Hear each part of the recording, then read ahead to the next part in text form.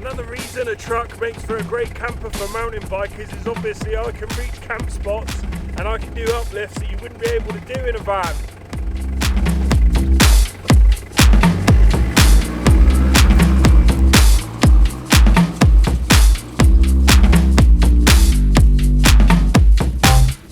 How's it going, guys? Welcome to this video where I'm going to show you the start of my truck camper conversion that I started a few weeks ago and made some good progress on.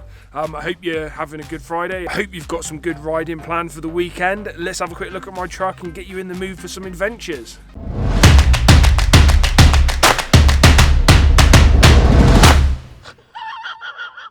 So let me just give you some background as to why I've decided to convert my trusty old Hilux truck, which is a bit of a munter, for lack of a better word. It's an old truck, it's pretty hammered, but it's a really good runner. So I've decided to take this truck and do a kind of a modular conversion, as I would call it, to a camper. Now the reason I've decided to do a truck and not a van is because in Spain, basically all conversions that you do on, like if you bought a panel van, as a lot of people do in the UK now, or in the States as well, and try to do a conversion, every part of that conversion has to have been certified and carried out by a professional, by a tradesman basically, which makes it a lot harder to do a conversion here. With this conversion, the way I've made it is that in about half an hour I can whip out the two cabinets, I can whip out the flooring at the very front of the conversion to allow the seats to come back up again, and in half an hour I've got the car back to an as-built state, if you like. Anything that you add to a vehicle here, including like tow bars and things like that,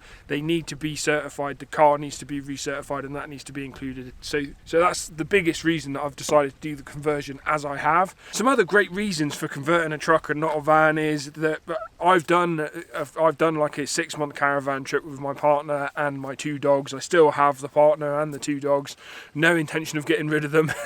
So a van life isn't something that really appeals to us at the minute, not like full-time van life, but I do get those pangs of excitement when I watch other people live in the van life. I really love camping, I really love travelling, and so what you would call more of a day van, you know, something that in its first iteration is going to be for sort of 2 or 3 nights, no more than that, and then after I've put a leisure battery in and things like that, then you can push it to a week if I wanted to, quite comfortably. But it just makes no sense for me to convert a big vehicle and spend a lot of money for something, you know, when we're going to be based at home most of the time anyway, and there's the extra expense involved in that. The other thing with a truck that's great about a truck is that you can, in Spain, it's obviously very common to see trucks with windows blanked out because of the sun, so you can use those silver screens instead of curtains in a truck like this.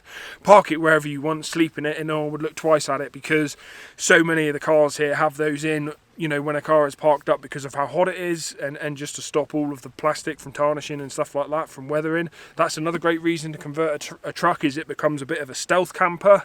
Another reason a truck makes for a great camper for mountain bikers is obviously I can reach camp spots and I can do uplifts that you wouldn't be able to do in a van.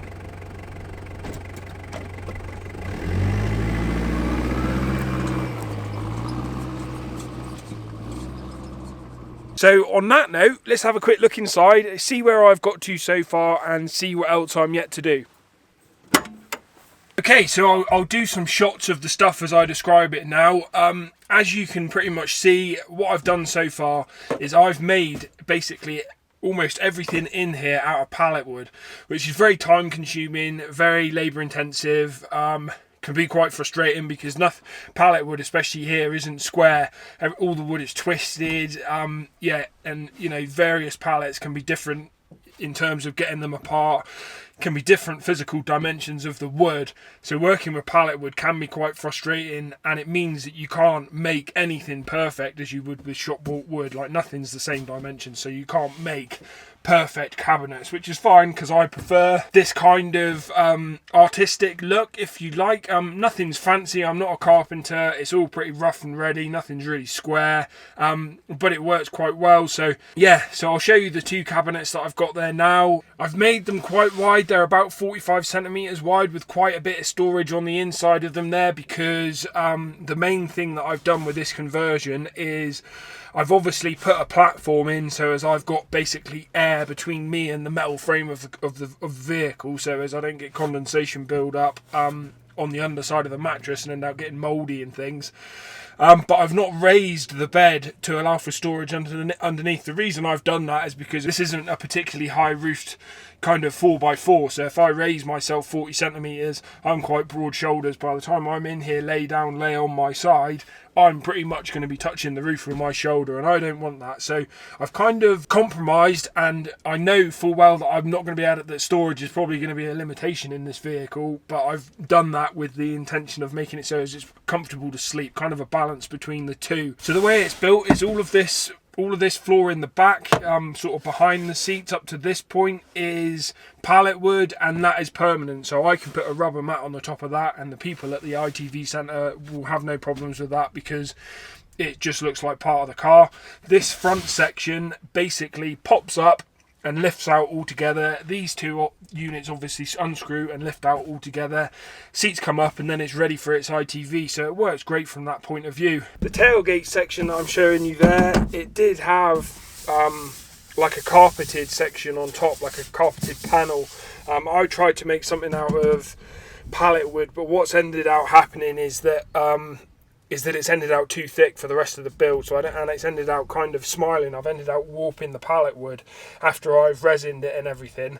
But the idea was that that was going to be the cooking surface here, in addition to kind of this section here, which is also kind of a cooking platform slash, what I was going to do on there is I was going to put a washing up bowl, have a water canister of some description up here, if I can fit one in. And then obviously I can just open and close a tap up here and fill up a washing up bowl here and kind of do my washing there. So I think that that's quite a neat little thing that I've done there. So what I'm trying to show you now is the sleeping area. When it comes to actually sleeping, this tailgate will be up and this door closed and the window obviously up. So my access in and out of the truck is going to be through that rear passenger side door. So I'll show you how I'll get in and out. I've got 2 meters pretty much, just under 2 meters, which is fine for me by the time I've got my head on a pillow at the top.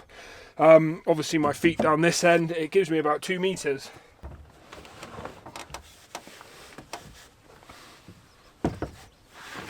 Yeah, so it's probably, with the seat back, I can push this seat all the way forward and give myself extra room, but I actually kind of sleep on my side kind of like this. So this is actually, you know, quite a bit of room for me really. Obviously when it's closed I can get right butt up to the bottom, you know, kind of sleep like that. Plenty of positions to sleep in. So yeah, I think this is going to be perfectly comfortable for me for a few nights. I'm going to go with kind of a mattress that will be sort of 3 or 4 inches thick, so as I can still get into all of my storage while I'm in the van, so as I can get at my devices. I might put in some kind of slide out table, so as I can, you know, work on my laptop. So yeah, that really at the moment, obviously up here I've got storage for food and things like that. I may need to put one of those cargo nets in if I still have storage issues. I obviously still have the front passenger seat for storage as well. So there are lots of options for storage. Okay guys, so that there is pretty much where the build is up to till date. So basically I don't really need to do any kind of insulation. It doesn't get that cold, you know, in the times of year that I'm going to be camping here. If it does, I can lift all of that flooring up and just put some sort of insulation beneath me. The rest of the car is obviously insulated to a degree because it's a van and not a car. I've got a sunroof and stuff on this car, so I don't really need to put any kind of ventilation in here. I've got windows and a sunroof, so I've got plenty of airflow in there for if it gets too hot in the truck, which is that's good. The reason I went for pallet wood is I can buy decent pallets here for €2.30, rip them apart, and it gives me the timber. I also bought some shop bought timber for the headboard, the very top of the bed, not the headboard, but the bit that I can lift out. That needed to be pretty nice and flat because it's on the back of the seats, and it just needed to be nice and flat, not this twisted wood. So yeah, all in, I'm €50 into this van, which means that I can rip it out tomorrow, and this is why I used pallet wood predominantly, is if I don't like the setup, if I do a couple of nights and decide that I do need more storage, I do need a raised bed, I can rip all of this out and I'm only €50 out of pocket. Perfect. So to get this van to a usable state, I'll just go through a little list of stuff that I've roughly put together that I need to do. I already have all the cooking and camping gear, because this is a not, you know, like a non-permanent camper, so I don't need to put a gas installation in here. I don't even need a leisure battery for now. I've got camping equipment, so I've got a cooker, I've got solar powered lights, I've got the various things I need. I've got little power packs for charging devices. I've got one that's designed for jump starting cars, that's got loads of power in it, and I've got one that I use for my YouTube stuff anyway, so I've got power enough for sort of 2 or 3 nights. That's not including editing on the computer, obviously. That would just be transferring files to empty my cards onto the computer. So like a 3-day mountain biking trip, I would get 3 days of riding. All of that footage would be wiped off my cards onto the computer, and the editing would be done when I got home. But there's plenty of power there to recharge all my riding devices and phone and stuff like that, so that's fine. I obviously need to put the mattress and bedding in here. This will fit pretty comfortably like an 80cm wide mattress, but I want to buy a piece of decent foam instead, because I can actually widen it up the top to more like a metre, so it'll be like a custom shaped one, which will be a bit finicky with kind of like a mattress cover, but that I'd rather have as much room as I can possibly eke out of it, and then have to frig around a little bit with sort of bedding, if you like. Obviously I need the soft furnishings, you know, mattress, duvet set, pillow, that kind of shite. I need that to go in there. I obviously need a set of curtains. In fact, I may well do all the windows with that stuff that you get for the backing of radiators. It's like a double-sided. Sometimes it looks like bubble wrap and it's shiny on either side, and the reason I want to use that is twofold. One, because on the outside of the van, on the outside of the truck, to onlookers it then looks like I've just blacked out the windows for the next day when it's sunny and hot. You know, it's something that people do a lot of the time with their cars here, so it makes it very much more in the way of stealth campers, so I won't get hassled if I'm, you know, just parked up in a town somewhere where they don't particularly allow that kind of thing. I won't get hassled. And then secondly, on the inside of the truck, obviously having all of these shiny surfaces, I don't have to put too much lighting in there. I can, when it comes down to it, I can put a set of kind of warmer, duller LEDs in there, and obviously all the light in there will reflect off all of the shiny surfaces and kind of recycle it, if you know what I mean. So from that side of things, I think that is better to go with and less finicky than curtains. I just need to find, you know, figure out a way of putting them in there so as they aren't permanent, because obviously I still need to be able to put windows up and down and things like that. The next thing after that I need to do is install a bike rack. You can see the top of it here. This here is the spare wheel carrier. I'll flash back to the part of the video just now where we saw it. And what I need to do is, close to the hinge, I need to build some kind of bike carrier that just clamps on. Reason for putting it close to the hinge is because obviously, and putting it on this instead of, you know, bolting one of those axle clamps onto the car or something, is that when I open the tailgate, if I want to be here cooking, I don't need to take the bike off. I can just open it with the whole gate, and then the bike is out the way as well. It obviously gives me something sturdy to lock it to. It doesn't need to be mad secure, because obviously I'm going to be sleeping in the truck. If anyone tries to nick the bike while I'm in there, I'll obviously come out and beat the shit out of them. But you know what I mean, like I can obviously we can obviously make something good for that, and non-permanent again for the ITV, so that's how that's going to work. And then that really is going to be the truck in a usable state. Obviously the next stage on from there is that I will fit a leisure battery, because then what that means is that I can carry refrigerated goods and I can, you know, work on my laptop and stuff.